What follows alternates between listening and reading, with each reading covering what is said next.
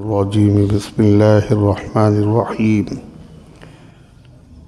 الف لام را تلك آيات الكتاب الحكيم أكان للناس عجبا أن أوحينا إلى رجل منهم أن أنذر الناس وبشر الذين آمنوا أن لهم قدم صدق عند ربهم قال الكافرون إن هذا لساحر مبين إن ربكم الله الذي خلق السماوات والأرض في 6 أيام ثم استوى على العرش يدبر الأمر ما من شفيع إلا من بعد إذنه ذلكم الله ربكم فاعبدوه أفلا تذكرون إليه مرجعكم جميعا وعد الله حقا إنه يبدأ الخلق ثم يعيده ليجزي الذين آمنوا وعملوا الصالحات بالقسط والذين كفروا لهم شراب من حميم وعذاب أليم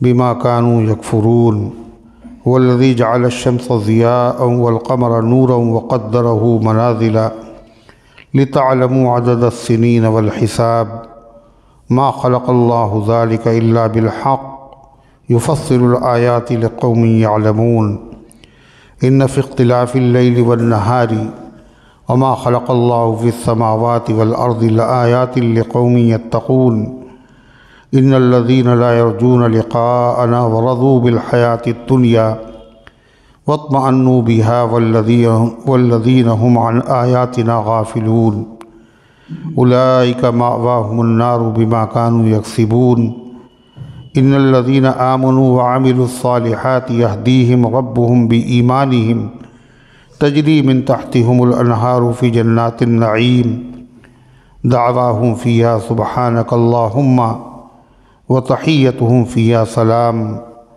وآخر دعواهم عن الحمد لله رب العالمين ولو يعجل الله للناس الشر استعجالهم بالخير لقضي إليهم أجلهم فنظر الذين لا يرجون لقاءنا في طغيانهم يعمهون وإذا مس الإنسان الضر دعانا لجنبه أو قائدا أو قائما فلما كشفنا عنه ضره مر كأن لم يدعنا إلى ضر مسه كذلك زين للمسرفين ما كانوا يعملون ولقد أهلكنا القرون من قبلكم لما ظلموا وجاءتهم رسلهم بالبينات وما كانوا ليؤمنوا كذلك نجزي القوم المجرمين ثم جعلناكم خلائف في الأرض من بعدهم لننظر كيف تعملون صدق اللہ العظیم۔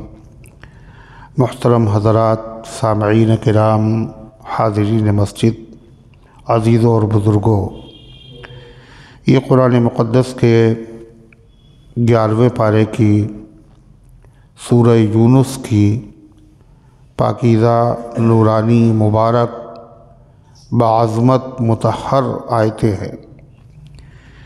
دعا کیجیے اللہ تعالیٰ ان مقدس آیات کی روشنی میں صحیح اور سچی بات عرض کرنے کی توفیق نصیب فرمائے اور ہم سب کو عمل کرنے کی توفیق عطا فرمائے۔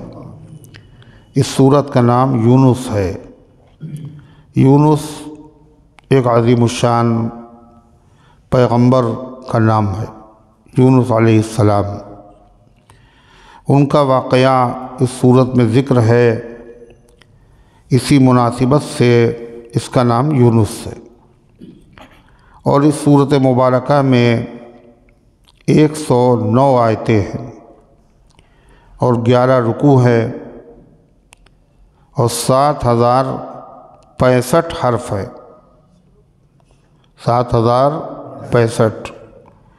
یعنی جو شخص یہ 11 رکوع سن لے تو ایسے ہر سننے والے کو 7065 نیکیاں اللہ اپنی رحمت کے خزانے سے عطا فرما دیتا ہے۔ اور اگر اللہ کا بندہ، اللہ کی بندی اللہ کی توفیق سے اس کی تلاوت کا شرف حاصل کر لے تو حق تعالی شانہ اس کو 70,560 نیکیاں مرحمت فرماتا ہے۔ اور اگر کوئی شخص اس کے معانی اور مطالب کو بھی سیکھے تو اس کی نیکیاں اور بڑھ جاتی ہیں۔ یہاں پہ آ جاؤ سامنے، ہاں ادھر آؤ، یہاں نہیں صحیح تو اس کی نیکیاں اور بڑھیں گی، اور اگر وہ عمل بھی شروع کر دے تو نیکیوں میں مزید اضافہ ہوگا۔ اللہ تعالی ہم سب کو قرآن سننے، پڑھنے، سمجھنے اور اس کے تقاضوں پر عمل کرنے کی ہمت اور توفیق اور سعادت عطا فرمائے۔ اللہ تعالیٰ نے اس سورت کو شروع کیا اور فرمایا الف لام را، یہ حروف مقطعات میں سے ہے۔ مقطعات کا مطلب قطع سے بنا ہے، جس کے معنی کٹا ہوا ہونا، مقطع کٹا ہوا، یعنی یہ حروف جو ہیں ملا کے نہیں پڑھے جاتے بلکہ کاٹ کاٹ کے۔ الف لام را، حروف مقطعات قرآن کریم کے رازوں میں سے ایک راز ہے، اور یہ ایسا راز ہے جو اللہ تعالیٰ نے اپنے حبیب صلی اللہ علیہ وسلم کے علاوہ کسی کو نہیں بتایا، اور اس کا معنی کا جاننا بھی عام لوگوں کے لیے ضروری نہیں تھا۔ اگر ضروری ہوتا تو اللہ کے حبیب صلی اللہ علیہ وسلم اپنی امت کو اس کے معنی کو ضرور بتاتے، لیکن اس کے پڑھنے پر ثواب ملتا ہے۔ الف لام را میں کتنی نیکیاں ملیں گی؟ 30، اس لیے کہ 3 حرف ہیں اس میں، اور ہر حرف پر 10 نیکیاں، 30 نیکیاں ملیں۔ تلک آیات الکتاب الحکیم، یہ آیتیں ہیں حکمت والی کتاب کی۔ یہ جو آیتیں آپ سن رہے ہیں، یہ کتاب جن آیات پر مشتمل ہے وہ سب کی سب حکمت پر مبنی ہے، کوئی بات عقل کے خلاف نہیں۔ یہ محکم کتاب کی آیتیں ہیں، محکم کے معنی مضبوط، ایسی کتاب کی آیتیں ہیں جو بڑی مضبوط ہے۔ مضبوط کا مطلب لفظوں کے اعتبار سے اس میں کوئی تغیر تبدل نہیں کر سکتا کوئی، اور معنی کے اعتبار سے بھی اس میں کوئی تبدیلی نہیں کر سکتا، اور احکام کے اعتبار سے بھی محکم مضبوط ہے، یعنی جو حکم اللہ نے اس میں بیان فرما دیے ہیں وہ حکم ہمیشہ جاری رہیں گے، منسوخ نہیں ہوں۔ تو یہ آیتیں ہیں حکمت والی کتاب کی، یہ آیتیں ہیں محکم کتاب کی۔ پھر اللہ تعالیٰ فرماتا ہے لہذا اس کو تو تمام انسانوں کو، اللہ کے بندوں کو جان و دل سے قبول کر لینا چاہیے، ایمان لانا چاہیے، مان لینا چاہیے۔ لیکن جن کی زبان میں یہ کتاب نازل ہوئی وہ عرب لوگ، انہوں نے اس کتاب کو مانا نہیں، بلکہ انہوں نے تعجب کا اظہار کیا۔ یہ کتاب ملی ہے محمد الرسول اللہ صلی اللہ علیہ وسلم کے ذریعے سے، اور محمد صلی اللہ علیہ وسلم اللہ کے رسول ہیں۔ ان کو اسی پہ حیرت ہو رہی تھی کہ ایک انسان ہمارا نبی کیسے ہو گیا۔ انسان نبی نہیں ہو سکتا ان کے خیال میں، نبی تو کوئی فرشتہ ہونا چاہیے۔ یہ سوال قرآن کریم میں مشرکین کی طرف سے کئی جگہ ذکر کیا گیا، اور ہر جگہ اس کا جواب بھی مختلف انداز سے دیا گیا۔ ایک جگہ جواب دیا اللہ تعالیٰ نے کہ اگر زمین میں فرشتے ہوتے، اگر زمین میں فرشتے چلتے پھرتے ہوتے تو لنزلنا من السماء ملکا رسولا، تو ان فرشتوں کی رہبری کے لیے ہم آسمان سے کسی فرشتے ہی کو نبی بنا کر بھیجتے۔ لیکن نبی تو آتا ہے اللہ کے حکموں کو سکھانے کے لیے، اور سیکھنے کے لیے ضرورت ہے جو سیکھ رہے ہیں وہ اور جو سکھا رہا ہے دونوں میں مناسبت ہونا چاہیے۔ انسان انسان سے سیکھتا ہے اور فرشتہ فرشتے سے سیکھتا ہے۔ دنیا میں انسان بستے ہیں یا فرشتے؟ انسان بستے ہیں۔ لہذا انسانوں کے لیے نبی کی جو ضرورت تھی وہ انسان ہی ہو سکتا تھا، یہ عقل کے خلاف نہیں ہے۔ ہاں البتہ اگر فرشتے ہوتے تو فرشتہ نبی بن کر کے آتا۔ دوسری جگہ قرآن نے کیا جواب دیا؟ اس سے پہلے بھی نبی آئے ہیں نا، کم و بیش 1,24,000۔ جتنے نبی آئے ہیں وہ سب کے سب انسان ہی تو تھے۔ اور اگر تمہیں نہیں معلوم ہے، جو پڑھے لکھے لوگ ہیں ان سے جا کے پوچھ لو۔ اس لیے کہ عربوں میں اسماعیل علیہ السلام کے بعد کوئی دوسرا نبی نہیں آیا۔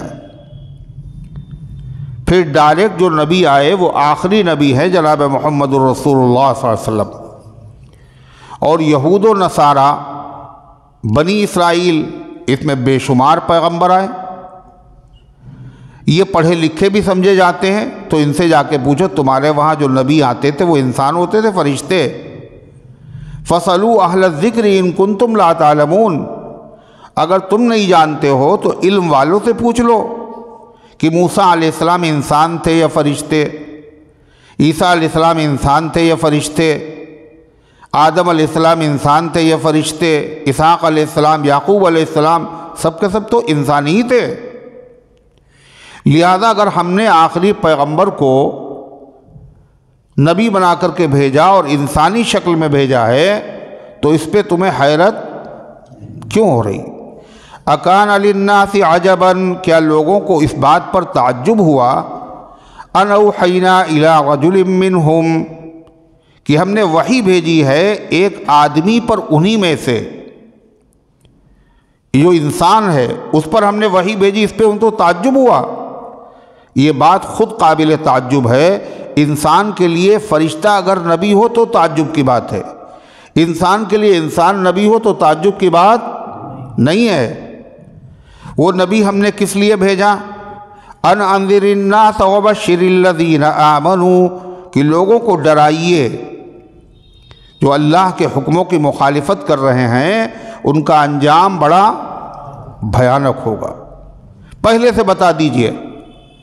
انذار کہتے ہیں کسی کو شفقت اور محبت کی وجہ سے ڈرانا، جیسے ماں اپنے بچے کو ڈراتی ہے، دشمنی میں نہیں ڈراتی، محبت کے ساتھ۔ جانا نہیں گومتی میں نہانے کے لیے ورنہ ڈوب جاؤ گے تم، دیکھو فلاں فلاں ڈوب گئے ہیں، تو یہ ڈرانے کا مقصد محبت ہے، شفقت ہے، خیرخواہی ہے۔ تو نبی اس لیے آتا ہے انذر الناس، تاکہ لوگوں کو محبت کی وجہ سے، ان کی خیرخواہی کی وجہ سے پہلے سے بتا دے اگر تم نے اللہ کی مخالفت کی تو تمہارے نتائج بڑے خراب ہو۔ وبشر الذین آمنوا ان لهم قدم صدق عند ربهم، اور تاکہ وہ ڈرائے ان لوگوں کو جو خوشخبری سنائے ان لوگوں کو جو ایمان لائے، اس لیے کہ انہوں نے اللہ کا حکم مان لیا، اللہ کی کتاب کی قدر کی، اللہ کے رسول کی، اللہ کی نعمت کی قدر کی، لہذا ان کو خوشخبری سنا دو، کہے کہ ان لہم قدم صدق، کہ ان کے لیے بہت اعلیٰ درجہ ہے۔ قدم کہتے ہیں پائے کو، پایا پیر، بہت اعلیٰ پائے کے آدمی ہیں وہ، یعنی بہت اونچے درجے کے ہیں۔ تو قدم صدق سے مراد ہے بہت اونچا مقام ہے ان کا جنت میں، عند ربہم، ان کے پروردگار کے پاس بڑا اونچا درجہ ہے۔ یہ قدم صدق کیوں کہا گیا؟ اس لیے کہ زیادہ تر آدمی جو نیک کام کرتا ہے اس کا بدلہ ہے اونچا درجہ، اور نیک کام جو کیے جاتے ہیں اس کے لیے محنت اور مشقت کی ضرورت ہے، چلنے اور پھرنے کی ضرورت ہے، اس لیے اس کو قدم سے تعبیر کیا گیا۔ اور قدم سے اس لیے صدق بھی کہا، ان کے لیے اعلیٰ درجہ ہے، اور صدق کا مطلب یہ ہے کہ یہ جو وعدہ کیا جا رہا ہے یہ وعدہ بالکل سچا ہے، ان کو یہ ملے گا، اور یہ نہیں ہے کہ یہ درجہ ان کو ملے اور ملنے کے بعد چھین لیا جائے، جیسے دنیا میں ہوتا ہے۔ اعلیٰ درجہ بھی ملے گا اور ہمیشہ ہمیش کے ملے گا۔ دنیا میں اچھے عمل کرنے پر، محنت کرنے پر جو آدمی کا ٹارگٹ ہوتا ہے، جو مقصد ہوتا ہے، وہ کبھی حاصل ہوتا ہے اور کبھی حاصل ہوتا ہی نہیں۔ اور اگر کبھی حاصل ہو بھی گیا تو وہ ہمیشہ کے لیے نہیں ہوتا، وہ چھن جاتا ہے۔ اگر نہیں چھنتا دنیا میں تو موت تو اس سے چھین ہی لیتی ہے۔ لیکن ایمان والوں کو جو جنت کے اعلیٰ درجے ملیں گے وہ اعلیٰ بھی ہوں گے، کامل و مکمل بھی ہوں گے، اور تھوڑے دنوں کے لیے نہیں ہوں گے، ہمیشہ ہمیش کے لیے ہوں گے۔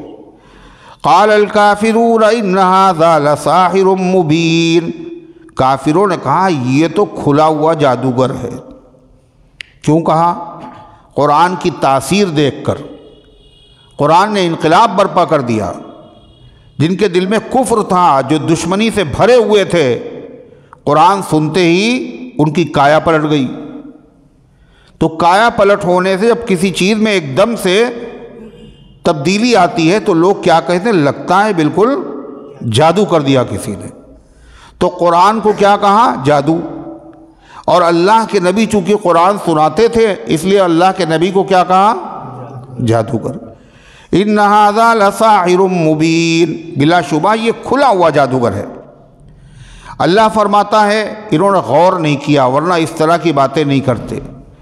ان ربکم اللہ الذی خلق السماوات والارض، ان کو بتاؤ تمہارا رب وہ ہے جس نے آسمان اور زمین بنائے، اور سب سے بڑی مخلوق انسان کی نظر میں آسمان ہے اور زمین ہے۔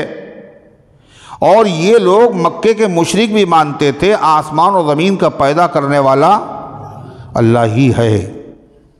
تو جس نے اتنی بڑی بڑی مخلوق بنا دی، چھوٹے چھوٹے تمہارے کام وہ اللہ نہیں کر پائے گا کیا؟ اس کے لیے کسی اور کے دروازے پہ کنڈی کھٹکھٹانے کی ضرورت ہے؟ ان ربکم اللہ الذی، تمہارا رب وہ اللہ ہے جس نے بنائے آسمان اور زمین، فی ستۃ ایام، 6 دن میں، 6 دن میں بنائے۔ حالانکہ نہ آسمان بنا تھا اور نہ زمین بنی تھی، نہ سورج بنا تھا نہ چاند بنا تھا، تو 6 دن میں کیسے بنا دیا؟ دن کا پتہ تو چلتا ہے سورج کے نکلنے اور کرے ڈھلنے سے، دن کے نکلنے اور سورج کے نکلنے اور ڈوبنے سے۔ نکلا تو دن ہوا اور ڈوب گیا تو دن ختم ہو گیا، رات آ گئی۔ تو جب اللہ نے آسمان و زمین بنائے نہیں تھے، سورج چاند بنائے نہیں تھے، تو قرآن میں یہ کیوں کہہ دیا کہ 6 دن میں بنا دیا؟ تو فرمایا 6 دن کا مطلب ہے 6 دن کی مقدار میں، جتنے وقت میں 6 دن گزرتے اتنے ٹائم میں اللہ نے یہ 7 آسمان اور 7 زمین اور پوری کائنات کو بنا دیا خدا نے، اور بغیر میٹیریل کے بنایا، اور بغیر کسی نقشے اور ماڈل کے دیکھے بغیر بنایا، اور اتنے لمحے میں بنا دیا، اور بنانے میں کوئی زحمت بھی نہیں ہوئی، نہ بنانے میں زحمت نہ سنبھالنے میں زحمت۔ وَلَا يَئُودُهُ حِفْظُهُمَا وَهُوَ الْعَلِيُّ الْعَظِيمُ، آسمان اور زمین کی حفاظت اللہ کو تھکاتی نہیں ہے، عاجز نہیں کرتی۔ بنا بھی دیا اور سلامت بھی ہے، باقی بھی ہے، کوئی چیز خود سے نہیں باقی رہتی، ورنہ یہ آسمان گر جائے، زمین پھٹ جائے اتنے زمانے سے۔ تو اللہ فرماتا ہے کتنے دن میں؟ 6 دن میں۔ ایک تو مطلب یہ دنیا ہی کے 6 دن مراد ہیں، جتنے دن میں 6 دن گزرتے اتنی دیر میں اللہ نے پوری دنیا بنا دی۔ دوسرا مطلب یہ ہے کہ یہاں دن سے مراد آخرت کے دن ہیں، اور آخرت کا ایک دن 1000 سال کے برابر ہے۔ الف سنۃ مما تعدون، 1000 سال کے برابر ہے تمہاری گنتی کے اعتبار سے ایک دن۔ تو گویا کہ دنیا اللہ نے کتنے دن میں بنائی؟ 6000 سال میں، 6000 سال میں اللہ نے بنائی۔ حالانکہ اللہ 6 دن سے پہلے بھی بنا سکتا تھا، دنیا کے 6 دنوں سے پہلے بنا سکتا ہے، اور 6000 سال سے پہلے بھی بنا سکتا ہے، اس کو تو بنانے میں دیر نہیں لگتی۔ وَإِذَا أَرَادَ شَيْئًا أَن يَقُولَ لَهُ كُن فَيَكُونُ، جب وہ کسی چیز کا ارادہ کرتا ہے تو کیا کہتا ہے؟ کن، کن مانے ہو جا، فیکون وہ چیز ہو جاتی ہے۔ تو اس سے لوگ یہ سمجھتے ہیں کہ اللہ میاں واقعی کن کہتے ہوں گے کسی چیز کو بنانے کے لیے، ایسا نہیں ہے، یہ بھی سمجھانے کے لیے خدا نے کہا، جیسے کوئی کہہ دے ہو جا اور وہ ہو جائے، ورنہ اللہ کو کسی چیز کے کہنے کی بھی ضرورت نہیں ہے۔ اللہ کا وجود دینے کے لیے کسی چیز کے لیے اس کا ارادہ کافی۔ تو اللہ تعالیٰ جب بنا سکتا تھا ایک لمحے میں تو 6 دن کیوں ہیں، 6000 سال کیوں ہیں؟ علماء نے لکھا اس میں بندوں کو سبق دینا ہے کہ کوئی کام تم بہت جلدی کر سکتے ہو، لیکن پھر بھی جلد بازی اچھی نہیں ہے۔ سوچ سمجھ کے قدم اٹھانا، سوچ سمجھ کے بولنا، اس لیے کہ غور و فکر کرنے کے بعد جب کوئی آدمی بات کہتا ہے تو اس کو شرمندگی بہت ہوتی ہے، پھر ہوتی ہے نا، اس لیے اس نے غور و فکر کر کے سوچ سمجھ کے بات کہی، کوئی غلط بات نکلتی نہیں پھر، اور جلد بازی میں غلط بات نکل جاتی اور بعد میں پھر پچھتانا پڑتا ہے۔ اب جتنے لوگ ہیں جو اپنی بیوی کو طلاق دیتے ہیں وہ سب بہت سوچ سمجھ کے دیتے ہیں نا، بولو، سب جلد بازی میں۔ نتیجہ کیا ہے؟ طلاق دینے کے بعد ہی فوراً جب غصہ ختم ہوتا ہے تو پھر پچھتاتے ہیں۔ پہلے تو جوش میں آ کے خوب کھجلا لیا اور بعد میں زخم ہو گیا، اب تکلیف ہو رہی ہے۔ لہذا ہر طلاق دینے والا بعد میں شرمندہ اور پچھتاتا ضرور ہے، لیکن اب پچھتائے کیا ہوتے ہیں؟ جب چڑیا چگ گئی کھیت، چڑیا جب چگ گئی تو پچھتانے سے کیا فائدہ؟ یعنی آدمی جو ہے ریوالور چلانے سے پہلے سوچ لے مارنا چاہیے نہیں چاہیے، پتہ چلا جب مر گیا آپ سوچ رہے ہیں یہ تو غلط ہوا، نہیں مارنا چاہیے تھا۔ تو 3 چیزیں ایسی ہیں جو واپس نہیں آتی نکلنے کے بعد، 3 چیزیں ایسی ہیں، تیر کمان سے، بات زبان سے، اور جان جسم سے۔ اس لیے جو عقل مند آدمی ہے، چرا کارے کند عاقل کی بعض آیت پشیمانی، عقل مند آدمی ایسا کام نہیں کرتا کہ بعد میں اسے پچھتانا پڑے۔ تو اس لیے قرآن پاک میں اللہ اپنے بندوں کو یہ تعلیم دے رہا ہے کہ دوڑو نہیں، بھاگو نہیں، کام کو سنجیدگی سے کرو، غور فکر کر کے کرو، فیصلہ غور فکر کر کے لو، جلد بازی میں نہیں۔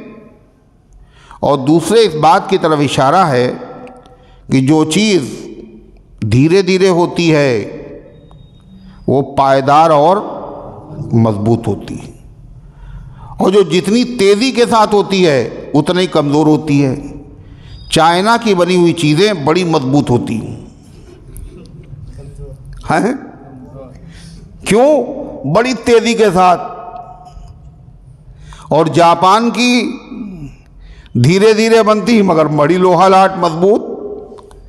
تو جو چیز جو ہے جلدی بنتی ہے وہ جلدی خراب بھی ہوتی ہے۔ آہستہ آہستہ کام کرنے سے پختگی پیدا ہوتی ہے۔ جب پانی برستا ہے اور ایک دم سے بہت تیز بارش ہوتی ہے اور 1 گھنٹے کے بعد سارا پانی اپنے مقام پہ پہنچ جاتا ہے، تو اس سے وہ فائدہ نہیں ہوتا جو صبح سے شام تک دھیمے دھیمے دھیمے دھیمے پانی برستا رہتا ہے۔ زمین کی رگ رگ کے اندر وہ سرایت کر جاتا ہے، دیواریں بھیگ جاتی ہیں، تیز بارش ہوئی اور نکل گیا۔ تو جو چیز جلدی ہوتی ہے وہ دیر پا نہیں ہوتی۔ اسی لیے کسی نے کہا ہے ٹوٹ پڑتا ہے دفعتاً جو عشق اور محبت، جو ایک دم سے ہو جائے کسی سے،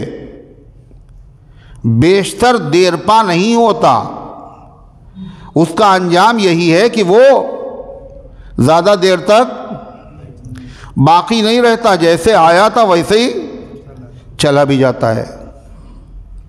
شیخ سعدی کہتے ہیں، بوستاں ان کی ایک کتاب ہے، ایک ہے گلستاں اور ایک ہے بوستاں۔ گلستاں جو ہے وہ بھی فارسی میں ہے اور بوستاں بھی فارسی میں ہے۔ گلستاں جو ہے نثر میں ہے اور بوستاں نظم اور اشعار میں ہے۔ تو اس میں وہ کہتے ہیں، شنیدم کہ در سال اندر دمشق، میں نے سنا کہ دمشق جو شہر ہے شام کا، میں نے سنا وہاں کیا ہوا، شنیدم کہ در سال اندر دمشق قحط شد چنا کہ یارا فراموش کردند عشق۔ میں نے یہ سنا کہ ایک سال دمشق میں قحط پڑ گیا، قحط یعنی بھوک مری، تو جتنے عاشق لوگ تھے وہ سب اپنا عشق بھول گئے ایک ہی سال۔ یہ کیا تھا، پائیداری تھی نہیں اس میں۔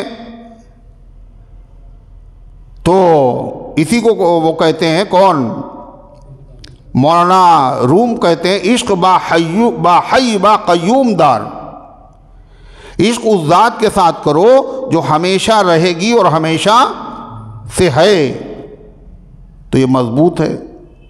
تو بہر صورت فرمایا کہ 6 دن میں اللہ تعالیٰ نے بنایا، اس میں تعلیم ہے کہ جو چیز آہستہ آہستہ تیار ہوتی ہے وہ مضبوط ہوتی ہے۔ مرغی کا بچہ کتنی جلدی نکل آتا ہے انڈا توڑ کے باہر، اور اس کے بعد پھر پڑا رہتا گھنٹوں، فوراً دانہ چگنا شروع کر دیتا ہے۔ اور آدمی کا بچہ جب پیدا ہوتا ہے تو دودھ پینا فوراً شروع کر دیتا ہے، دوڑنا شروع کر دیتا ہے، پڑا ہوا ہے۔ 2.5 سال گزر جاتے ہیں، ہوتا ہے نہیں ہوتا، مگر یہ آدمی کا بچہ جو دھیرے دھیرے اس کی پرورش ہوتی ہے، بعد میں کتنے مرغی فارم یہ بناتا ہے اور کتنی مرغیوں کے انڈے اور مرغیاں نکالتا ہے اور کتنے ذبح کرا دیتا ہے اور کتنی دعوتوں میں کھا لیے جاتے ہیں۔ یہ کون ہے؟ یہ وہی ہے جو دھیرے دھیرے جس کی پرورش ہوئی اور وہ تو ذبح ہو گئے۔ تو اللہ فرماتا ہے کہ جس نے پیدا کیے آسمان اور زمین 6 دن میں، ثم استوى علی العرش، پھر جلوہ فرما ہوا عرش پر۔ عرش کے معنی ہیں تخت، لغت میں اس کے معنی عرش کے ہیں۔ عرش اللہ کی سب سے بڑی مخلوق ہے، انسان کا دماغ وہاں تک نہیں پہنچ سکتا۔ جن لوگوں نے چاند پہ جو لوگ گئے اور ستاروں پہ جنہوں نے قدم رکھے، ان کا بھی یہ اعتراف ہے، بعض ستارے ایسے ہیں ان کی روشنی اب تک زمین تک نہیں پہنچی۔ ستارے ایسے ہیں، اور یہ ستارے آسمانوں میں نہیں ہیں۔ کہاں ہیں یہ کہاں ہیں؟ آسمانوں سے نیچے ہیں، وہاں تک آدمی نہیں پہنچا۔ اور پھر 7 آسمان کے اوپر ہے اللہ کا عرش۔ کتنا بڑا ہے؟ خود اللہ تعالی نے فرمایا عرش عظیم، بڑا عرش ہے، سب سے بڑی اللہ کی مخلوق۔ اللہ کی ہر مخلوق کو وہ گھیرے ہوئے ہے، احاطہ کیے ہوئے ہے۔ اللہ اس پر جلوہ فرما ہوا، اس لیے بیٹھتا تو وہ ہے جس کا جسم ہو۔ اللہ جسم سے پاک ہے، جو اس کی شان کے لائق ہے وہ عرش پہ جلوہ فرما ہوا۔ اللہ فرماتا ہے یدبر الامر، وہاں سے اللہ کاموں کی تدبیر کرتا ہے۔ دنیا میں جتنی چیزیں ہوتی ہیں، ہو چکی یا ہو رہی ہیں، یہ سب کیف متفق بلا وجہ نہیں ہوتی۔ اللہ کی طرف سے فیصلے ہوتے ہیں، اس ویسے حالات بنتے ہیں، پھر ویسے ہی نتائج برآمد ہوتے ہیں۔ اللہ کاموں کی تدبیر کرتا ہے۔ اس نے جبریل سے کیا کہا؟ وحی کے لے کے جاؤ، اور میکائیل سے کہا پانی برسنے کا انتظام کرو، اور اسرائیل سے کہا تم جان نکالو، مگر ان میں سے کوئی یہ نہیں کہ اب موقع میں بانٹ دیے، اب اسرائیل جس کی چاہے جان نکال لے، ہے ان کا پانی جہاں جی چاہے برسا دو، جہاں کے لوگ نظر و نیاز زیادہ کریں وہاں برسا دو، ہے ایسا کچھ نہیں۔ جبریل ہوں یا میکائیل ہوں یا اسرافیل ہوں، یہ سب اللہ کے حکم کے پابند ہیں۔ اللہ کے حکم کے بغیر جبریل جیسا فرشتہ جو تمام فرشتوں کا سردار ہے زمین پر نہیں آ سکتا۔ نبی پاک صلی اللہ علیہ وسلم نے کہا تھا حضرت جبریل سے، جبریل تم جلدی نہیں آتے، دیر میں آتے ہو، میرا جی چاہتا ہے کہ جلدی آیا کرو۔ تو جبریل کیا بولے؟ آپ سے زیادہ میرا جی چاہتا ہے آپ سے ملاقات کا، لیکن مسئلہ کیا ہے؟ ہم خود مختار نہیں ہیں۔ وَمَا نَتَنَزَّلُ إِلَّا بِأَمْرِ رَبِّكَ، ہم نہیں اترتے ہیں مگر آپ کے رب کے حکم سے۔ جتنے بار بھی آئے، کبھی اپنی مرضی سے نہیں آئے، اللہ کے حکم کے بعد آئے۔ یدبر الامر، اللہ تمام کاموں کی تدبیر کرتا ہے، اس کی مرضی کے بغیر نہ کچھ ہوا، نہ ہوتا ہے، نہ ہوگا۔ اور عجیب بات ہے، دنیا میں جو ہو رہا ہے، جو ہو چکا اور ابھی جو ہونے والا ہے، ایک ایک چیز اللہ کے علم میں ہے، اور اللہ پہلے ہی سے یہ کتاب میں اپنی لکھ چکا ہے۔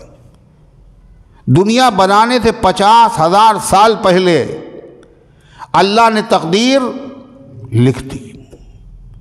جو تکلیف پیش آ رہی، جو مصیبت پیش آ رہی ہے، جو صدمہ ہو رہا ہے، جو بیماریاں آ رہی ہیں، جہاں طلاقیں ہو رہی ہیں، جہاں نکاح ہو رہے ہیں، جہاں بچوں کا انتقال ہو رہا ہے، جہاں قتل عام ہو رہا ہے، جہاں شہادتیں ہو رہی ہیں، یہ سب ایسے نہیں ہو رہا، سب کچھ پہلے سے لکھا ہوا۔ اور اللہ کہتا میں نے تمہیں یہ بات اس لیے بتائی کہ پہلے سے ہم نے لکھا ہے۔ کیوں بتائی پتہ ہے؟ لِكَيْ لَا تَحْزَنُوا عَلَى مَا فَاتَكُمْ، تاکہ تم سے جو چیز جاتی رہے اس پر بہت زیادہ غم نہ کرنا۔ پتہ چلا پاگل ہوئے جا رہے ہیں، ارے پاگل کیوں ہو رہے؟ تو ہونا ہی تھا، اس کو تو دنیا مل کر کے ٹال نہیں سکتی تھی، یہ خدا کا فیصلہ ہے، یہ تقدیر میں پہلے سے لکھا تھا، یہ تو ہو کر رہتا۔ جب یہ ہو کر رہتا تو پھر ہر سال رونے کی ضرورت کیا ہے؟ اب تک رو رہے ہیں اور اللہ جانے کب تک روتے رہیں گے۔ لِكَيْ لَا تَحْزَنُوا عَلَى مَا فَاتَكُمْ، تاکہ تم غمزدہ نہ ہو۔ طبعی طور پر طبیعت کے تقاضے سے کسی کے مرنے پر غم تو ہوتا ہی ہے، لیکن غم میں آپے سے باہر ہو جانا، اس کی لمٹ بڑھا دینا، مصنوعی رونا، یہ سب کیا ہے؟ یہ سب بے وقوفی ہے، حماقت ہے۔ رونے سے کچھ نہیں۔ لکھا ہے کہ حضرت حسن ابن حسن کا جب انتقال ہوا تو ان کی بیوی نے ان کی قبر پر ایک خیمہ لگایا، اور وہاں وہ جاتی تھی اور آتی تھی۔ 1 سال گزر گیا تو کسی کہنے والے نے کہا کہ جو گزر گیا تھا اس کو پا لیا ان لوگوں نے۔ 1 سال کے بعد جو خیمہ اٹھا لیا اور روتے روتے تھک گئے لوگ، تو کیا وہ جو گیا تھا وہ واپس آ گیا؟ تو ہونا کچھ نہیں ہے۔ جب تقدیر میں لکھا ہے تو پھر کیا ہوتا ہے؟ اس کی وجہ سے آدمی کیا ہوتا ہے؟ شیر دل ہوتا ہے، اس کا دل مضبوط ہوتا ہے۔ وقت پر لکھا ہے اتنے وقت پر تمہاری موت ہوگی اور ایسے ہوگی اور فلاں جگہ ہوگی، تو پھر کیا ہے؟ جب اللہ نے لکھ ہی دیا ہے تو جب لکھا ہے جب ہی ہوگی، اس سے پہلے تو ہوگی نہیں۔ اس لیے مسلمان جب لڑتا ہے میدان جنگ میں تو کوئی دنیا کی کوئی قوم اس کے سامنے ٹھہر نہیں سکتی۔ اس کے بعد یہ عقیدہ ہے وقت سے پہلے موت آ نہیں سکتی۔ حضرت سعید ابن جبیر ایک تابعی ہے، بہت بڑے عالم، بہت بڑے فقیہ، بہت بڑے بزرگ۔ حجاج ابن یوسف کا زمانہ تھا، اس نے ان کے خلاف وارنٹ جاری کیا کہ ان کو پھانسی کی سزا دیں گے ہم۔ تو سعید ابن جبیر جب چلے تو ان کے عقیدت مندوں میں سے شاگردوں میں ایک صاحب رونے لگے۔ تو سعید ابن جبیر نے کہا کیوں رو رہے ہیں آپ؟ کہلے اس ظالم نے آپ کو جس لیے بلایا اس لیے رو رہے ہیں۔ کہنے لگے یہ تو میرے لیے بہت پہلے سے خدا لکھ چکا ہے، رونا کیا، یہ تو ہونا ہی تھا۔ تو آپ بتائیے اتنا اہم کام، موت اور پھانسی، وہ بھی ایک مومن کے لیے معمولی معلوم ہو رہی۔ کیوں معلوم ہو رہی ہے؟ اس لیے اس کا تقدیر پر ایمان ہے۔ اللہ تعالیٰ نے فرمائی ہم نے تمہیں پہلے سے کیوں بتایا؟ لِكَيْ لَا تَحْزَنُوا عَلَى مَا فَاتَكُمْ، تاکہ جو چیز تم سے جاتی رہے اس پہ بہت زیادہ غم نہ کرو۔ یہ تو لکھا تھا، یہ ملنے والی تھی نہیں۔ دنیا مل جاتی پھر بھی یہ ہمیں نصیب نہیں ہوتی۔ دنیا اگر اس کا علاج کرتی، امریکہ اور برطانیہ اور کینیڈا، دنیا کے بڑے بڑے ڈاکٹر بھی اگر علاج کرتے، ایک لمحہ کے لیے اس کی زندگی کو بچا نہیں سکتے تھے۔ دوسری بات کیا کہی؟ وَلَا تَفْرَحُوا بِمَا آتَاكُمْ، اور پہلے سے ہم نے لکھ دیا ہے اور تمہیں بتا بھی دیا، تاکہ تمہیں اگر کوئی نعمت ملے، عہدہ ملے، منصب ملے تو اس کے اوپر اترانا نہیں، گھمنڈ نہ کرنا۔ یہ تو خدا نے لکھا تو تمہیں ملا، تمہارا کوئی کمال نہیں ہے اس میں۔ کیا تعلیمات ہیں اللہ کی، کیا حکیمانہ تعلیمات ہیں قرآن کی۔ اگر واقعی مسلمان ان تعلیمات کو جان لے اور ان پر عمل پیرا ہو جائے تو دنیا میں اس کے سارے غم غلط ہو جائیں اور جو کچھ ہوتا ہے یہ سب کچھ نہ ہو۔ تو اللہ تعالیٰ نے کیا فرمایا؟ یدبر الامر ما من شفیع الا من بعد اذنہ، اور کوئی بھی اس کے پاس سفارش کرنے والا نہیں ہے بغیر مگر اس کی اجازت سے۔ مطلب سفارش کے لیے کسے لے جایا جاتا ہے؟ اہم آدمی کو، جس کی اس کے وہاں بڑی قدر ہو، عزت ہو۔ ان کی بات نہیں ٹالیں گے، مروت میں ہمارا کام کر دیں گے۔ کہ اللہ کے وہاں اس طرح کی کوئی سفارش نہیں، وجاہت، مقام، مرتبہ کچھ نہیں۔ سفارش جبھی کوئی کر سکتا ہے جب اللہ اس کو اجازت دے، بغیر اجازت کے سفارش نہیں۔ حتیٰ کہ شافع محشر اللہ کے سب سے محبوب پیغمبر محمد الرسول اللہ صلی اللہ علیہ وسلم سفارش کریں گے، سب سے پہلے سفارش کریں گے، مگر سفارش سے پہلے اجازت حاصل کریں گے۔ اللہ تعالیٰ نے اس میں ان لوگوں کی آنکھیں کھولی ہیں جو کہتے تھے کہ پیدا کرنے والا تو اوپر والا ہی ہے، پھر ان بتوں کی پوجا کیوں کرتے ہیں آپ؟ تو جواب کیا دیتے تھے؟ ما نعبدهم الا ليقربونا الى الله زلفى، ہم ان کی عبادت اس لیے کر رہے ہیں یہ اللہ کے قریب کر دیں گے ہمیں، یہ اللہ کے وہاں ہماری سفارش کر دیں گے، اس لیے ہم ان کی پوجا کرتے ہیں۔ اللہ کہہ رہا ہے تم پوجا کر رہے ہو ان کی، اور اللہ کی جناب تو ایسی ہے وہاں ان کے بس میں سفارش کرنا نہیں ہے، بلکہ جب تک وہ اجازت نہیں دے گا اس کے مقبول بندے سفارش نہیں کریں گے۔ یہ پتھر کیا ہوتے ہیں، ان کی کیا اوقات۔ فرمایا اللہ تعالیٰ نے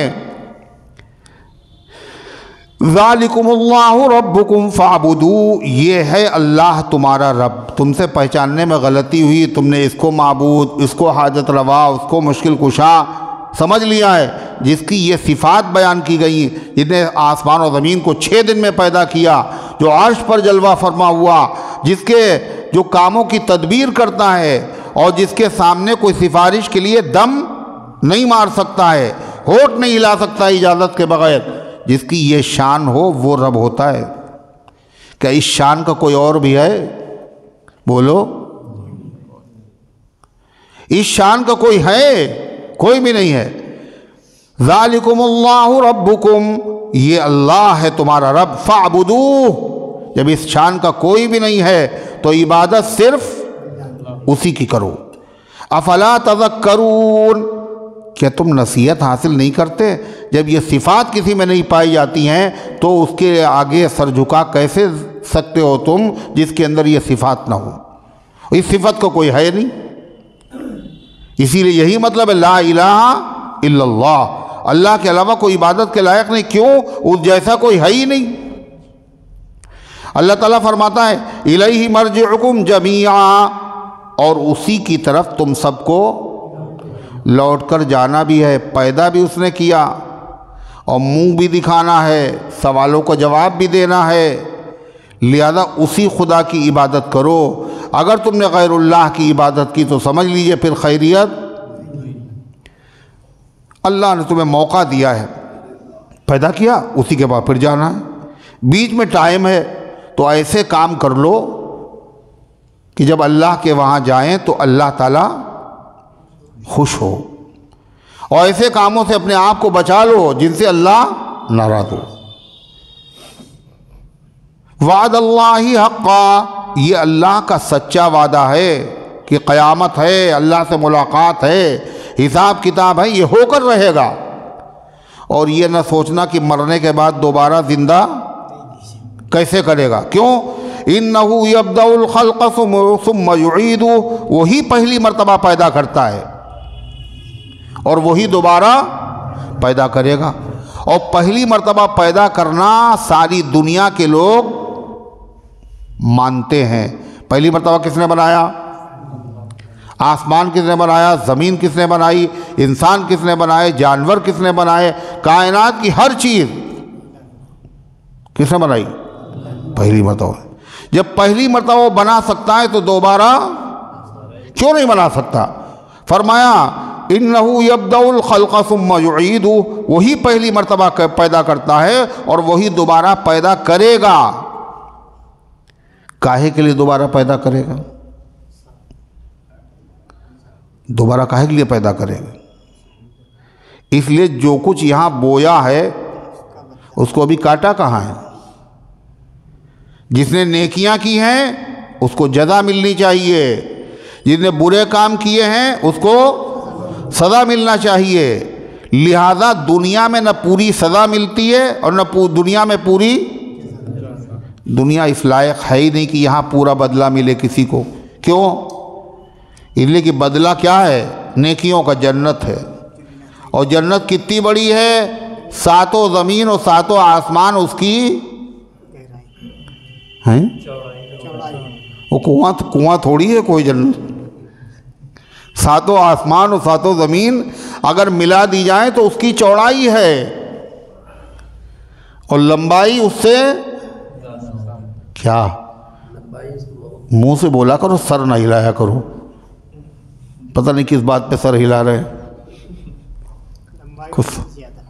لمبائی اس سے زیادہ.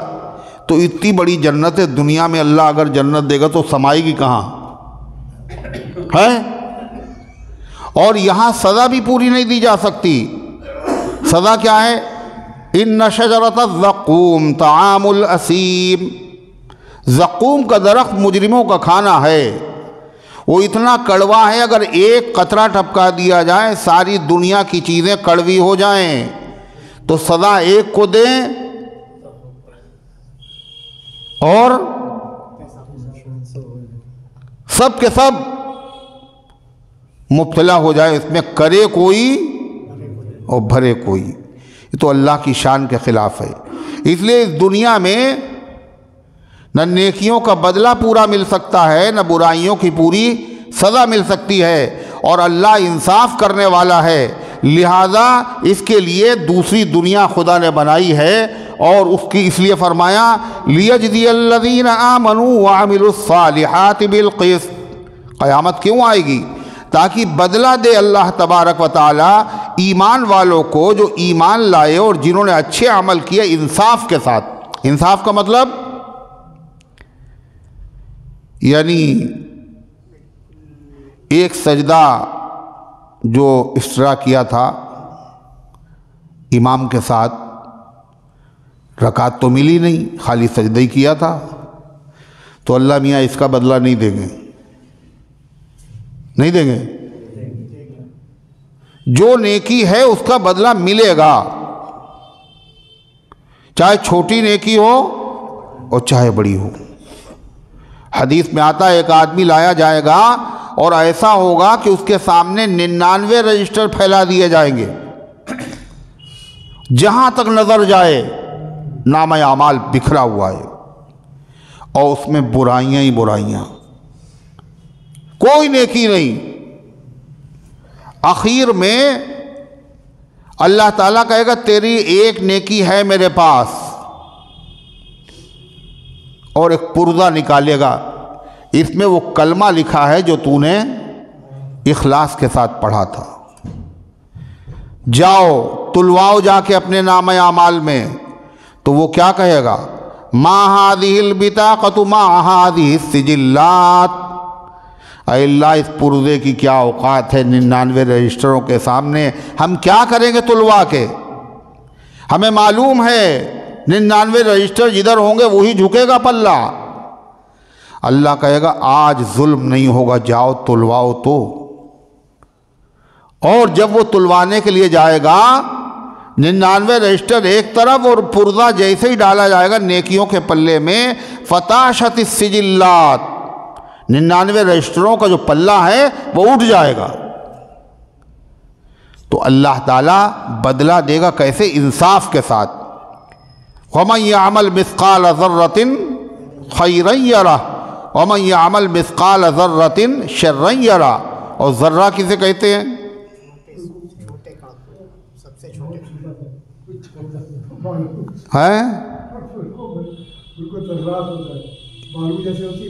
ہاں جیسے بالو ہوتی ہے ایسا ہوتا ہے ذرہ۔ بعض لوگوں نے کہا بالو میں جو چمکتا ہے یہ ذرہ ہے، بعض نے کہا جو چھوٹی چیٹی ہوتی بہت چھوٹی والی یہ ذرہ ہے، بعض نے کہا کہ جب دھوپ نکلتی ہے اور کسی روشن دان سے جو دھوپ آتی ہے اندر، اس میں جو چھوٹی چھوٹی چیزیں اڑتی ہوئی نظر آتی ہیں یہ ذرے ہیں۔ وہ کتنی بڑی ہوتی ہیں؟ بہت چھوٹی۔ اتنی بھی اگر نیکی ہے ملے گا بدلہ، اتنی بڑی اگر برائی ہے سزا کا مستحق ہے، سزا نہ دے یہ تو ہو سکتا ہے معاف کر دے، مگر نیکی ہے اور نیکی کا خدا بدلہ نہ دے یہ نہیں ہو سکتا۔ ہاں یہ ہو سکتا ہے اس سے زیادہ اور اپنی طرف سے بڑھا دے، لیکن جو نیکی اس نے کی ہے اگر واقعی وہ مقبول نیکی ہے تو وہ ضائع نہیں ہوگی۔ لِيَجْزِيَ الَّذِينَ آمَنُوا وَعَمِلُوا الصَّالِحَاتِ بِالْقِسْطِ، تاکہ بدلہ دے اللہ ان کو جو ایمان لائے ہیں اور جنہوں نے اچھے عمل کیے ہیں انصاف کے ساتھ۔ وَالَّذِينَ كَفَرُوا لَهُمْ شَرَابٌ مِّنْ حَمِيمٍ، اور جنہوں نے کفر کیا ان کو بھی بدلہ ملے گا، ان کے لیے کیا ہے؟ کھولتا ہوا پانی پینے کے لیے ملے گا۔ کتنا کھولتا ہوا؟ اس سے زیادہ اس کو کھولایا نہیں جا سکتا۔ پیے گا کیسے آدمی؟ کہ اللہ عذاب دے رہا ہے اس کو، جب عذاب دے گا تو خدا اس کو پلا بھی دے گا۔ کیسے پیے گا؟ تھوڑا سا پی لے گا، تھوڑا سا پی لے گا نہیں۔ فَشَارِبُونَ شُرْبَ الْحِیمِ، وہ کھولتا ہوا پانی ایسے پیے گا جیسے پیاز کا تڑکا لگا ہو کسی اونٹ کو، جیسے وہ پیتا ہے کہ جب پانی میں منہ ڈال دیتا ہے تو اٹھاتا ہی نہیں، اتنا کھولتا ہوا پانی۔ اور اتنا پینا پیے گا کوئی؟ مگر پیے گا، خدا کہہ رہا ہے فَمَالِئُونَ مِنْهَا الْبُطُونَ۔ وہ جو زقوم کا درخت ہے وہ تھوڑا سا نہیں کھائیں گے، پیٹ بھریں گے، پیٹ۔ اتنا کڑوا پیٹ کیسے بھریں گے؟ کہ اللہ بھروائے گا، سزا دے رہا ہے۔ اللہ بھوک کو عذاب بنا کے مسلط کر دے گا، اس کے بعد پھر کڑوا اور میٹھا کچھ نہیں، بس بھوک کسی طرح مٹے۔ ایسے پیاس کو اللہ عذاب بنا کر مسلط کر دے گا، وہ چاہے جتنا کھول رہا ہو پھر بھی آدمی پینے پر مجبور ہوگا۔ الامان الحفیظ، اللہ ہم سب کی حفاظت فرمائے۔ اللہ فرماتا وعذاب علیم بما کانوا یکفرون، اور ان کو دردناک قسم کا عذاب ملے گا۔ عذاب کے معنی ہیں درد، اور عذاب علیم، علیم کے معنی میں درد۔ عذاب میں تو درد ہوتا ہی ہے، عذاب سزا۔ اللہ علیم کہہ رہا مطلب وہ سزا ایسی ہے جس کی اذیت کو بارے میں سوچا ہی نہیں جا سکتا کتنی خطرناک۔ اللہ حفاظت فرما۔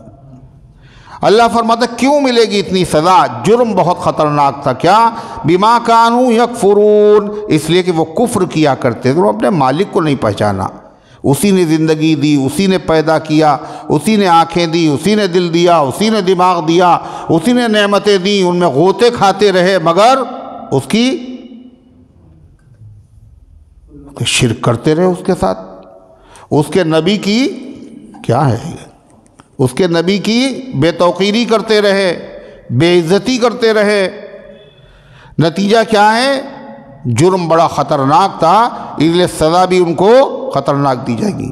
اچھا کتنے دن رہیں گے یہ لوگ وہاں کل ملا کے؟ کتنے دن رہیں گے؟ ہمیشہ۔ اور کفر کتنے دن کیا انہوں نے؟ ہمیشہ۔ 60 سال 50 سال پھر اس کے بعد تو جتنا جرم ہے اتنی سے سزا ہونا چاہیے۔ سزا تو اللہ کے حساب سے دی۔ کھرے اپنے حساب سے دے گا۔ ابھی سن چکے ہو ظلم نہیں ہوگا۔ جرم جب 60 سال ہے تو سزا بھی، اور وہاں فرمایا خالدین فیہا ابدا، ہمیشہ اسی میں رہیں گے۔ زندگی تو 60 ہی سال کی تھی، 60 سال شرک کیا، 60 سال کفر کیا کر نہیں۔ مطلب اس کا یہ ہے کہ ان کا ارادہ یہ تھا کہ زندگی ہماری چاہے جتنی لمبی ہو کریں گے ہم یہی۔ یہ جو عذاب ہوگا ان کے ارادے پر ہوگا، ان کی نیت پر ہوگا۔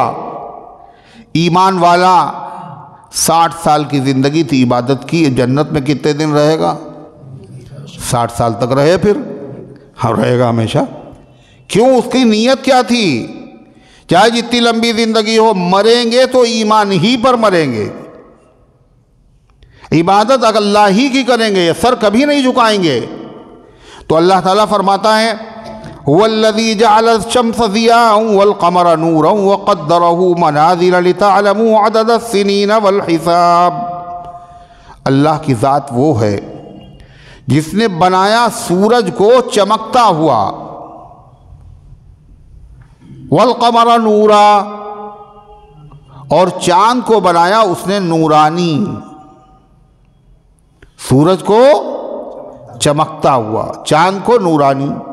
چمک دونوں میں ہے، روشنی دونوں میں ہے، مگر روشنی میں فرق ہے۔ سورج کی روشنی بہت دھیمی ہوتی ہے، اچھا تیز ہوتی ہے، اور چاند کی دھیمی ہوتی ہے۔ اور دن میں سورج نکلا اور رات میں چاند۔ کیوں؟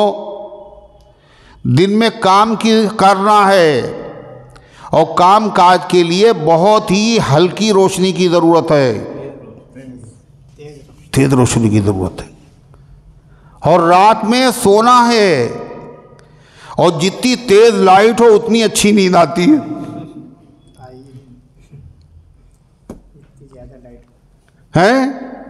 نائٹ بلب الگ سے آتا ہے صاحب، جس میں بہت تیز روشنی ہوتی ہے۔ کیا کیا جاتا ہے؟ روشنی کو مدھم کیا جاتا ہے۔ اگر دن میں سونا ہو جب بھی اندھیرا کیا جاتا ہے۔ تو اللہ کا نظام ہے، اگر خالی سورج دن میں بھی نکلتا رات میں نکلتا تو بتائیے سونا مشکل تھا، اور چاند اگر دن میں نکلتا رات میں نکلتا تو کام مشکل تھا۔ نظام الہی دیکھیے، سورج کو بنایا چمکتا ہوا اور چاند کو بنایا نورانی۔ اس کے لیے ضیاء کہا، اس کے لیے نور کہا۔ ضیاء میں اور نور میں فرق ہے۔ ضیاء کہتے ہیں تیز روشنی کو، اور نور کہتے ہیں تیز ہو کم ہو درمیانی ہو، سب کو اوپر لفظ نور بولا جاتا ہے۔ بعض حضرات کہتے ہیں ضیاء کہتے ہیں ایسی روشنی کو جو مستقل بالذات ہو، کسی سے حاصل کی ہوئی نہ ہو، اور نور کہتے ہیں ایسی روشنی کو جو دوسرے سے حاصل کی ہو۔ چاند کی جو روشنی ہے وہ اپنی نہیں ہے، وہ سورج سے حاصل کرتا ہے، اور سورج میں جو روشنی ہے وہ چاند سے نہیں ہوتی ہے، مستقل ہے۔ اس لیے فرمایا اللہ تبارک و تعالیٰ نے، اور بنایا اللہ تعالیٰ نے سورج کو چمکتا ہوا اور چاند کو نورانی، وقدرہ منازل، اور اللہ نے اس کی منزلیں مقرر کی، سورج کی بھی اور چاند کی بھی۔ منزل کہتے ہیں جہاں پہ کوئی چیز اترے، جائے نزول، تو چاند کے مرحلے اللہ نے مقرر کیا، رفتار، اور سورج کی بھی رفتار، اور اس میں اس کی حدیں مقرر کی ہیں۔ چنانچہ چاند کی جو اللہ نے رفتار مقرر کی ہیں، حدیں ہیں، وہ کتنی؟ 28، روزانہ ایک نئی منزل میں، اور 2 دن رہتا ہے غائب، دکھائی نہیں دیتا، یہ حدیں۔ اور سورج کی حدیں 365۔ اللہ فرماتا ہے یہ ہم نے کیوں بنایا ایسے؟ چاند گھٹ رہا ہے، گھٹ رہا ہے، گھٹ رہا ہے، پھر بڑھ رہا ہے، بڑھتے بڑھتے بڑھ گئے، پھر گھٹنا شروع ہوا، ایسا کیوں ہے یہ سب؟ لِتَعْلَمُوا عَدَدَ السِّنِينَ وَالْحِسَابِ، تاکہ تم جان لو اس کے ذریعے سے سالوں کا حساب، سالوں کی تعداد اور حساب۔ سال معلوم ہوتے ہیں اس سے، مہینے معلوم ہوتے ہیں اس سے، ہفتے معلوم ہوتے ہیں اس سے، دن معلوم ہوتے ہیں اس سے، اور دوسری چیزوں کا حساب۔ فرمایا چاند سے بھی حساب معلوم ہوتا ہے اور سورج سے بھی معلوم ہوتا ہے، مگر سورج کا جو حساب ہے اسے کہتے ہیں شمسی، اور اس کے مہینے کیا ہیں؟ جنوری، فروری۔ اور چاند جو ہوتا ہے اس کو کہتے ہیں حساب قمری، اس کے مہینے محرم، صفر یہ ہیں۔ دونوں حساب اللہ تبارک و تعالیٰ نے، حساب کا ذریعہ چاند بھی خدا کا اور سورج بھی خدا کا، دونوں حساب کو استعمال کرنا، دونوں تاریخوں کو استعمال کرنا یہ ناجائز نہیں ہے، یہ بھی خدا کا بنایا ہوا، وہ بھی خدا کا بنایا ہوا۔ لیکن دین کے کاموں میں اعتبار چاند کی تاریخوں کا ہے، عدت ہے، رمضان ہے، عید ہے، بقرعید ہے، حج ہے۔ کیوں رکھا؟ اس لیے شریعت کو اللہ نے بڑا آسان بنایا تاکہ اس کا عمل آسان ہو جائے۔ شہری اور دیہاتی اور ہر طرح کا آدمی چاند سے تاریخ کو معلوم کر سکتا ہے۔ اتنا موٹا چاند ہے، یہ 2 تاریخ ہوگی، آج 6 ہوگی، اچھا یہ پورا نکلا ہے تو 14 ہے پکا ہے۔ تاریخ معلوم کرنا آسان ہے، اور سورج تک رسائی ہر آدمی کی نہیں ہے، یہ مشکل ہے۔ اس لیے چونکہ دین سے اس کا تعلق ہے، مسائل سے اس کا تعلق ہے، اس لیے چاند کی تاریخوں کو یاد رکھنا یہ فرض کفایہ ہے۔ کیا یہ فرض کفایہ کا مطلب کیا ہوتا ہے؟ کچھ لوگ کر لیں، کچھ لوگوں کی طرف سے اگر کر لیں یہ ادا ہو جاتا ہے، اگر کچھ لوگ، سب لوگ دیکھیں وہ کر چکے، دیکھیں وہ کر چکے۔ تو سب نے چاند کی تاریخوں کو یاد رکھنا فرض کفایہ ہے، اس لیے کہ اگر کوئی نہیں یاد رکھے گا تو گنہگار ہوں گے۔ بھئی عید کیسے منائی جائے گی؟ شب برات کیسے؟ شب قدر کب؟ حج کب؟ لیکن حساب اپنا، تاریخیں چاند کے حساب سے بھی اسے لکھا جا سکتا ہے، سورج کے اعتبار سے بھی لکھا جاتا ہے۔ خلفائے راشدین اور نبی کریم صلی اللہ علیہ وسلم کے وہاں جو تاریخیں لکھی جاتی تھیں وہ چاند کے اعتبار سے لکھی جاتی تھیں، اس میں برکت بھی ہے لیکن جائز دونوں ہیں۔ اللہ فرماتا ہے ما خلق اللہ ذالک الا بالحق، اللہ نے یہ چیزیں جو بنائی ہیں ان میں سے کوئی چیز بے فائدہ نہیں بنائی، اور ان سب کا فائدہ کس کو مل رہا ہے؟ چمگادڑوں کو۔ کس کو مل رہا ہے؟ انسانوں کے لیے پوری دنیا، پوری کائنات انسان کی خادم.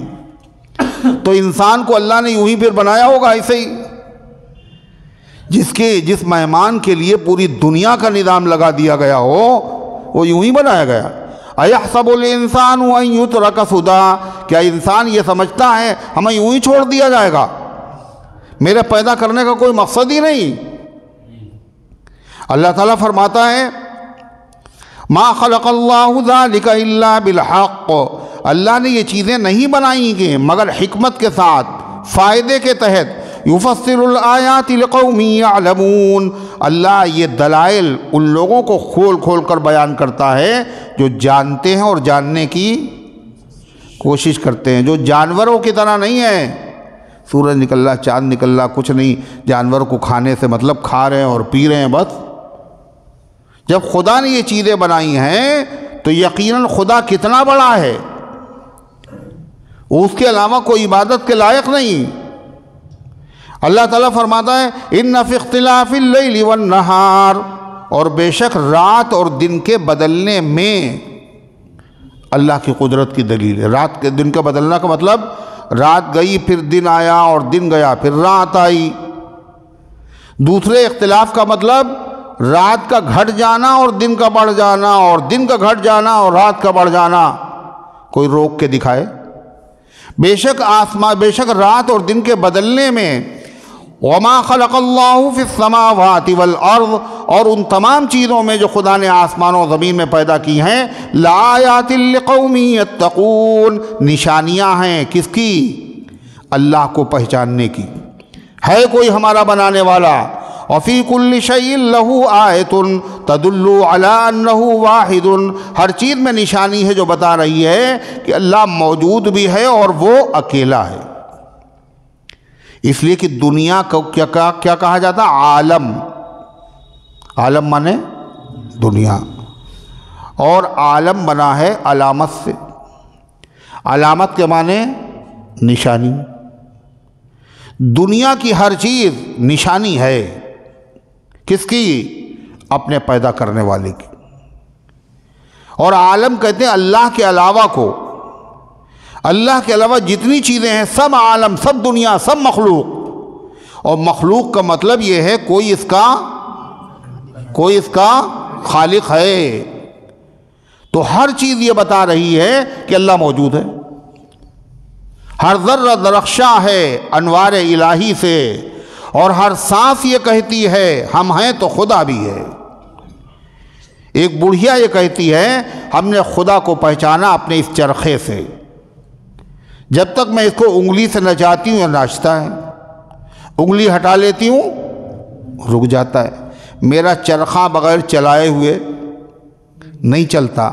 یہ پوری دنیا کا نظام، یہ چاند اور سورج اور ستارے، دنیا کا نظام بغیر کسی چلانے والے کے کیسے چل سکتا ہے؟ اللہ فرماتا ان الذین لا یرجون لقاءنا ورضوا بالحیاۃ الدنیا واطمأنوا بها والذین هم عن آیاتنا غافلون، جو لوگ ہم سے ملنے کی امید نہیں رکھتے، یعنی جو عقیدہ نہیں رکھتے ہیں کہ مرنے کے بعد زندگی ہے، حساب کتاب ہے. وَرَضُوا بِالْحَيَاةِ الدُّنْيَا، وہ دنیا کی زندگی پر مگن ہیں. کھاؤ پیو مست رہو، کچھ نہیں ہونا. وَرَضُوا بِالْحَيَاةِ الدُّنْيَا، وہ دنیا کی زندگی سے خوش ہیں. وَاطْمَأَنُّوا بِهَا، اور اسی پر مطمئن ہیں کہ اس کے بعد تو کچھ ہونا نہیں ہے. چھین لو، مار دو، ہضم کر لو، زبردستی قبضہ کر لو، لیکن نہ حساب دینا ہے نہ کتاب. جب کوئی آدمی یہ سمجھ لے ہمیں حساب نہیں دینا ہے تو وہ جو نہ کر دے وہ سب تھوڑا ہے. وہ درندہ بن جائے، وہ شیر بن جائے، وہ چیتا بن جائے، وہ ان سے زیادہ نقصان دہ ہو. اس لیے کہ یہ جتنے چیتے اور درندے ہیں یہ سب بمباری تو کر نہیں پاتے، کر لیتے ہیں. بتاؤ، بھیڑیا ہے، چیتا ہے، شیر ہے، زیادہ زیادہ کھا لیں گے، پھاڑ دیں گے اور کیا کریں گے. مگر یہ انسان جب بے لگام ہو جاتا ہے اور یہ سوچ لیتا ہے ہمیں کسی کے سامنے جواب دینا نہیں ہے، تو یہ وہ نقصان پہنچاتا ہے جو درندے بھی نہیں کرتے۔ ایسی بمباری اتنی خطرناک، اتنی خوفناک، جسے مرنا ہی نہیں۔ اور یہ وہ مار رہے ہیں جو زندگی کے بڑے حریص ہیں، بڑے لالچی ہیں۔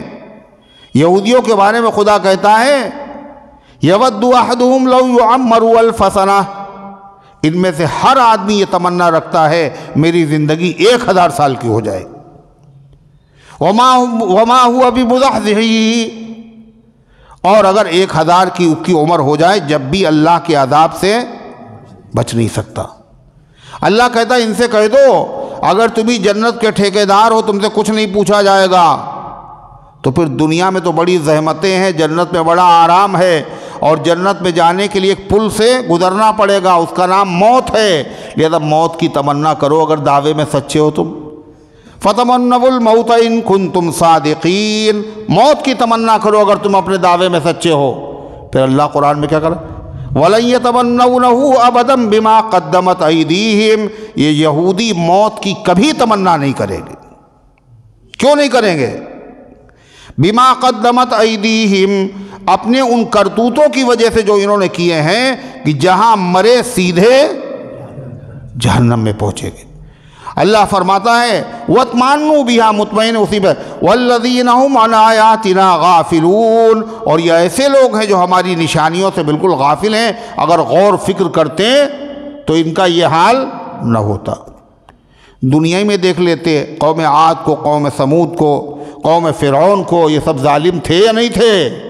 ان کا کیا انجام ہوا؟ اللہ فرماتا اولئک مأواہم النار بما کانوا یکسبون، یہ ایسے لوگ ہیں ان سب کا ٹھکانہ کہاں ہے؟ النار، جہنم ہے۔ کیوں ہے؟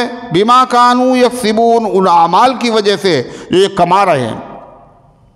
ہر عمل ایسا ہے جو جہنم کی طرف لے جانے والا ہے، ایک سے بڑھ کے ایک۔ ان الذین آمنوا وعملوا الصالحات یہدیہم ربہم بایمانہم، لیکن جو لوگ ایمان لے آئے اور انہوں نے اچھے اچھے کام کیے، مسجد کی حفاظت کر رہے ہیں، اور حفاظت میں مال بھی قربان اور جانیں بھی قربان، شہادت ہے یہ، اللہ کے راستے میں اللہ اس سے راضی ہوتا ہے۔ ان الذین آمنوا وعملوا الصالحات، بے شک جو ایمان لائے اور جنہوں نے اچھے عمل کیے۔ اچھے عمل وہ مجاہدین کر رہے ہیں، مسلمان بھی اچھے عمل کر سکتا ہے۔ وہ کیا ہے؟ یہ اللہ کے پسندیدہ لوگ ہیں، ان کی مدد کرو۔ جو ظالم ہیں ان کی کمر توڑ دو، یہ بھی اچھا عمل ہے۔ پیپسی پینا بند کر دو۔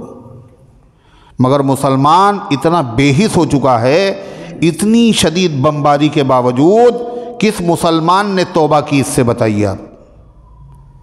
پی بھی رہے ہیں، یہ تو کچھ ہوا نہیں، اور پلا بھی رہے ہیں اور بیچ بھی رہے ہیں۔ ارے ہے یا نہیں بتائیے؟ یہ کیا ہے؟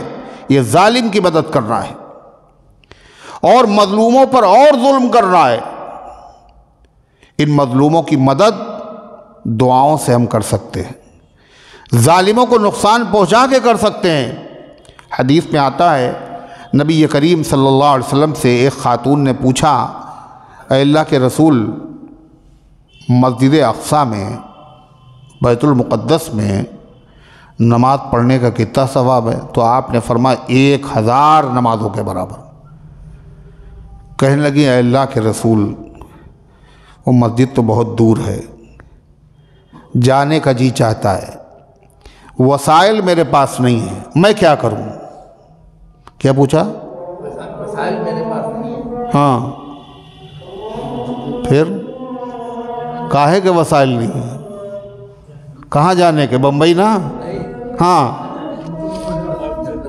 لندن؟ وسائل میرے پاس نہیں، وسائل تو نہیں میرے پاس، کاہے کے وسائل نہیں ہیں؟ بس اتنا ہی سنا تھا، وسائل میرے پاس نہیں، آگے نہیں سنا تھا انہوں نے۔ ہیں بیت المقدس جانے کے وسائل نہیں ہے، 1000 نماز ملتے ہیں، ایک نماز پہ ثواب۔ حضور ہم کیسے جا سکتے ہیں؟ یہ ثواب کیسے مل جائے؟ تو آپ نے فرمایا اگر تم نہیں جا سکتی ہو تو بیت المقدس کے لیے تیل بھیج دیا کرو۔ بیت المقدس کے لیے تیل بھیجنے کا مطلب بیت المقدس میں جو روشنی کے لیے چراغ جلائے جاتے ہیں ان چراغوں میں جلنے کے لیے تیل بھیج دو، اس کے بدلے میں بھی اللہ تبارک و تعالیٰ تمہیں یہ سعادت اور یہ اللہ فضیلت تمہیں عطا فرما دے گا۔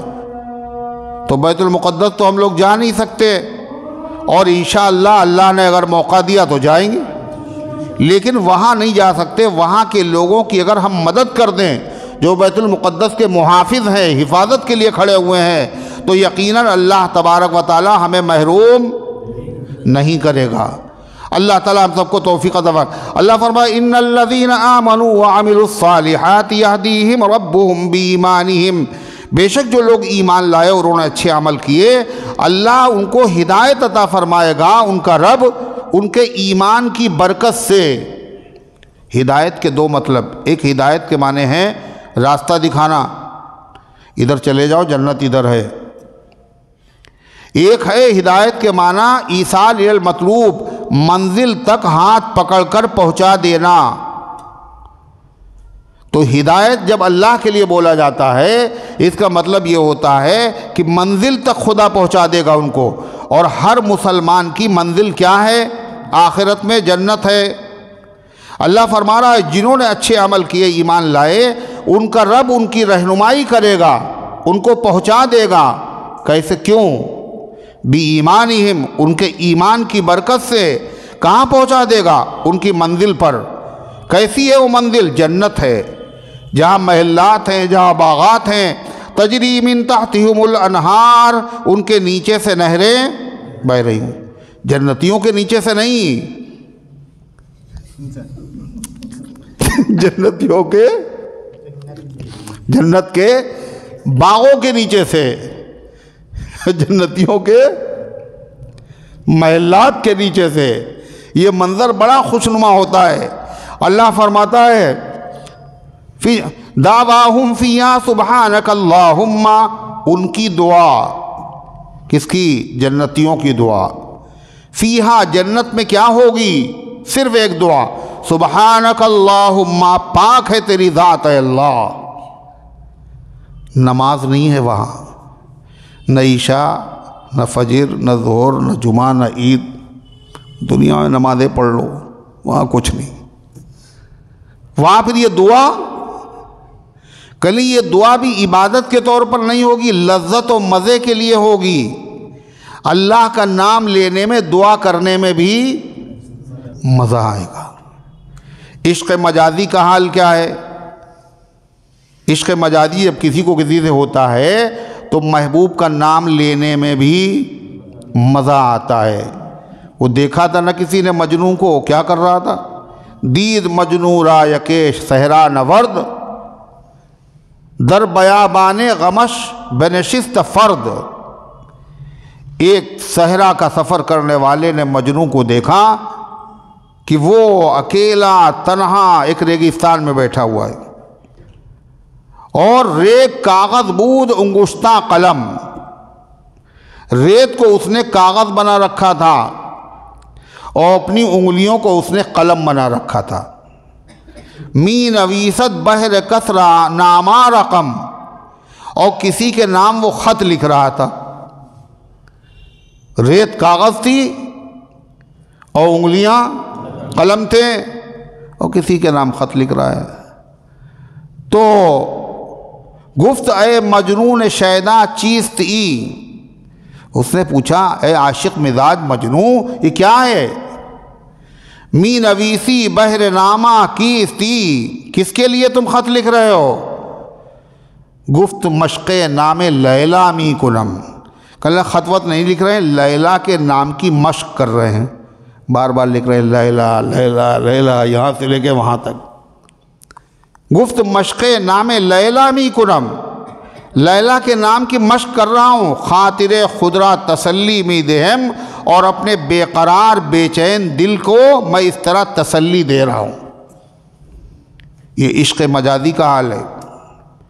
تو اللہ سے تو بندوں کا عشق حقیقی ہے، تو جنتی جنت میں پہنچ جانے کے بعد کوئی عبادت نہیں ہے مگر پھر بھی وہ دعا مانگیں. وہ کیا دعا مانگیں گے؟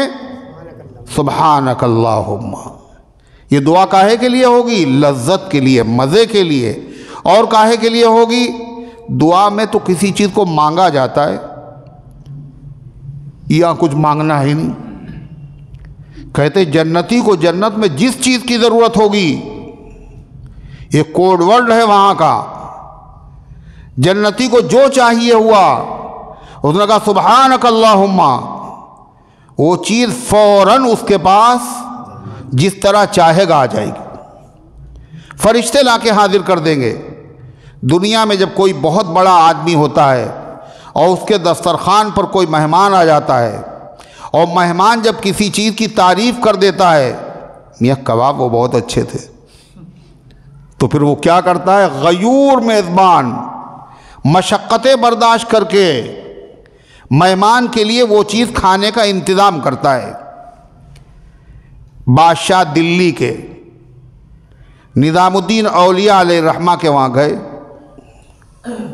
بادشاہ بھی جاتے تھے، اور وہی بادشاہ اچھا ہے جو اللہ والوں کے دروازوں پہ جائے. وہ اللہ والے اچھے نہیں ہیں جو بادشاہوں کے دروازے پہ جا کے سجدہ کریں.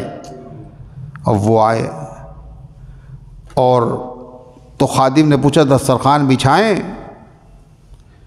شیخ نے فرمایا ابھی رک جاؤ. کیا تھا؟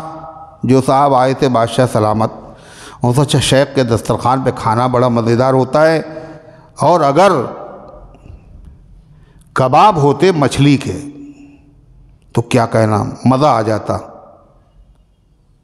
شیخ کو کشف ہو گیا کہ یہ آدمی مچھلی کے کباب کھانا چاہتا ہے. کہ دسترخوان بچھائیں، کہ لے رک جاؤ. اور تھوڑی دیر کے بعد دروازے پہ دستک ہوئی اور تازہ تازہ کباب ایک قاب میں ایک بڑے پیالے میں آ گئے. تو شیخ نے رکھے سامنے اور بادشاہ سے کہا ذرا سوچ سمجھ کے فرمائش کیا کرو. یعنی دسترخوان پہ پہنچ کے فرمائش کر رہے ہو، ارے پہلے سے کرتے اتنی زحمت آپ کو نہ ہوتی جتنی دیر انتظار کرنا پڑا. تو اللہ تعالیٰ کے وہاں معاملہ کیا ہوگا؟ اللہ کی تعریف کریں گے خالی جنتی، اور جو ان کو چاہیے ہوگا بغیر مانگے ہوئے مل جائے گا. اللہ فرماتا دعواہم فیہا سبحانک اللہم، اور ان کے منہ سے یہی بات نکلے گی، جنت کی نعمتوں کو دیکھ کر حیرت میں پڑ جائیں گے، سبحانک اللہم سبحانک اللہم.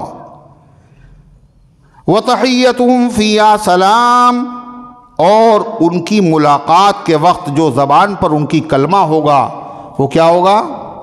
سلام. یعنی یہ جو دنیا میں السلام علیکم کہا جاتا ہے، یہ سلام جنتیوں والا ہے.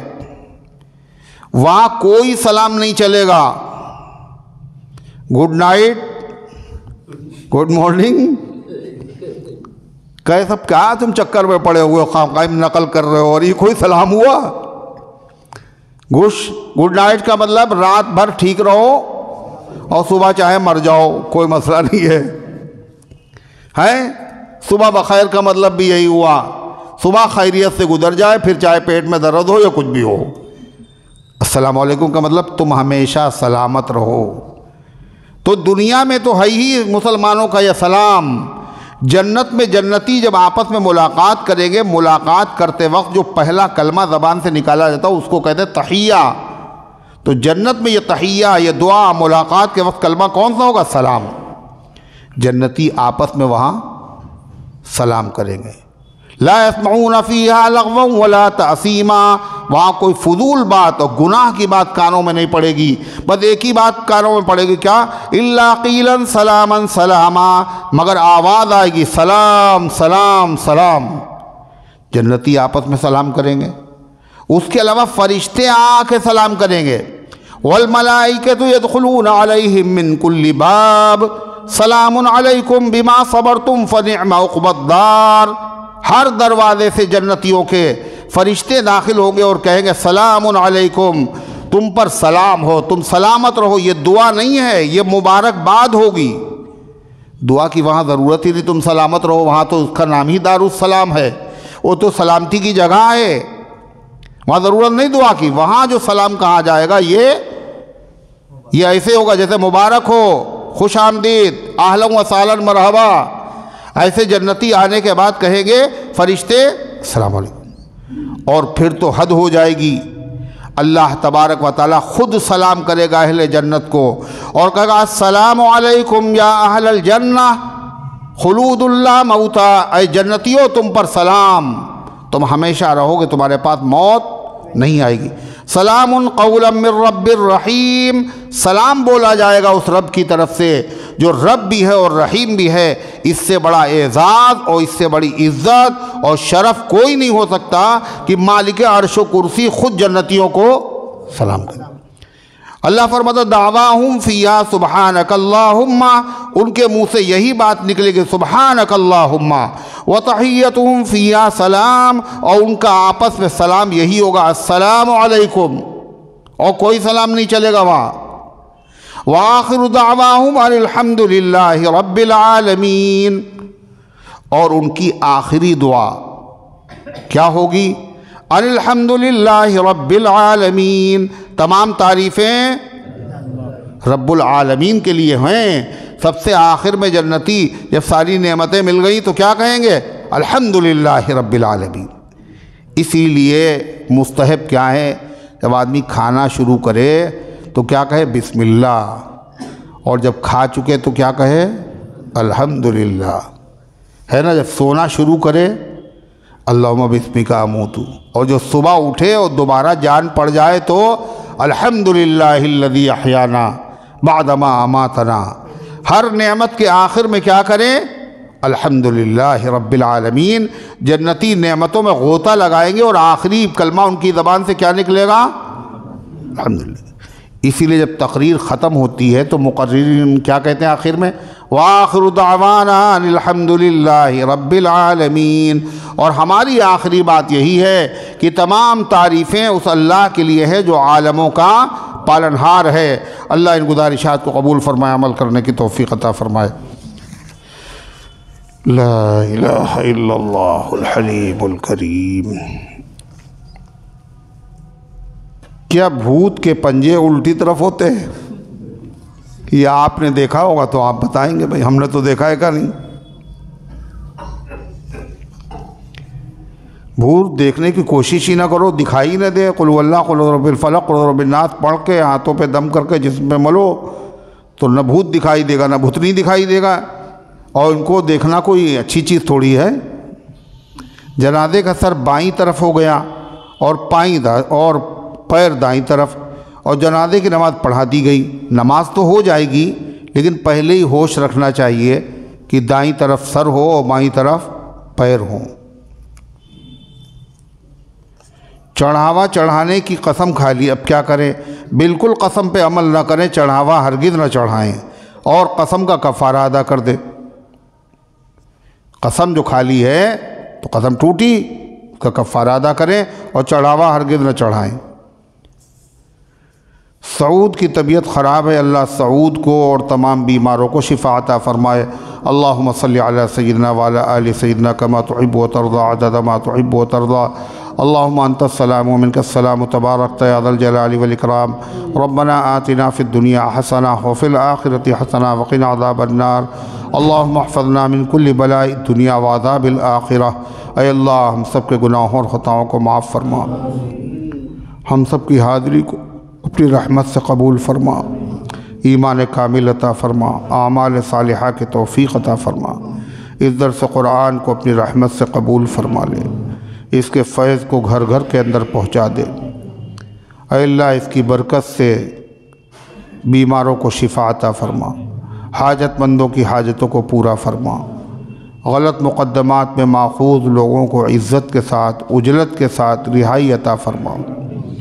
اے اللہ مسجد اقصیٰ کی حفاظت فرما، حرمین شریفین کی حفاظت فرما، ساری دنیا کی مساجد، مدارس، مراکز اسلامیہ کی حفاظت فرما.